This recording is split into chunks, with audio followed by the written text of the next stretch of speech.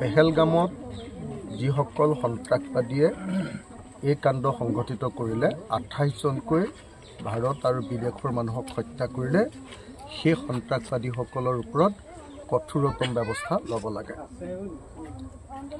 ভাৰত চৰকাৰে এতিয়ালৈকে সন্ত্ৰাসবাদীসকলক বিচাৰি উলিয়াই তেওঁলোকৰ ওপৰত কঠোৰতম ব্যৱস্থা নোলোৱাটোৱে আমাক উদ্বিগ্ন কৰি পেলাইছে। গতিকে মই ভাৰত চৰকাৰৰ প্ৰতি আহ্বান জনাইছোঁ, গৃহ বিভাগৰ প্ৰতি আহ্বান জনাইছোঁ যে দেশীয় সন্ত্ৰাসবাদীয়ে হওক বা বিদেশী সন্ত্ৰাসবাদীয়ে হওক সিহঁতক ধৰিব লাগে আৰু সিহঁতক যথোপযুক্ত কঠোৰতম শাস্তি বিহাৰ ব্যৱস্থা কৰিব লাগে।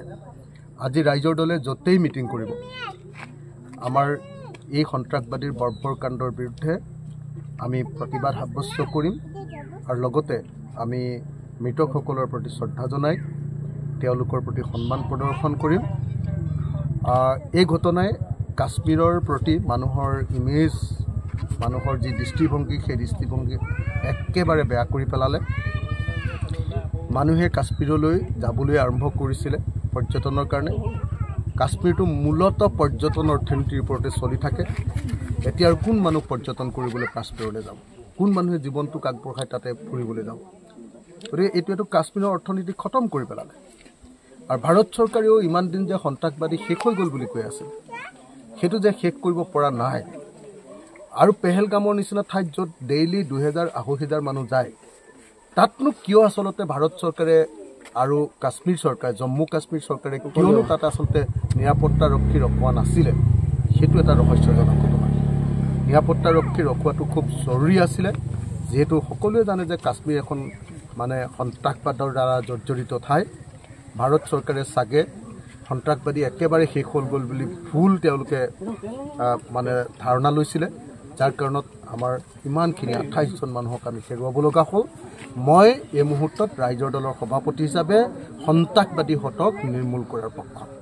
নাই, যদি AIDF-এ এনেকুৱা কথা কৈছে তেওঁলোকৰ নিজৰ বিকৃতি ঘটিছে।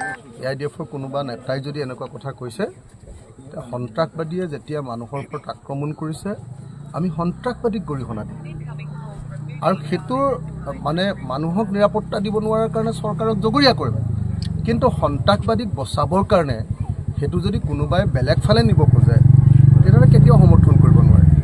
AIDF-ৰ কোনোবা নেতাই যদি এনেকুৱা ধৰণৰ ধৰ্মৰ ৰাজনীতি কৰিবলৈ গৈ এনেকুৱা ধৰণৰ যদি দুষ্ট কথা কৈছে, বদমাচি কথা কৈছে, তাক কোনেও সমৰ্থন নকৰে। কোনো অসমীয়া মানুহে, কোনো ভাৰতীয় মানুহে সমৰ্থন নকৰে।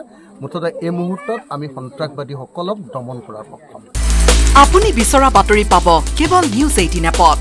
নিউজ 18 এপ ডাউনলোড কৰিবলৈ স্কেন কৰক এই QR কোড। গুগল প্লে ষ্টৰতো পাব এই নিউজ 18 এপ।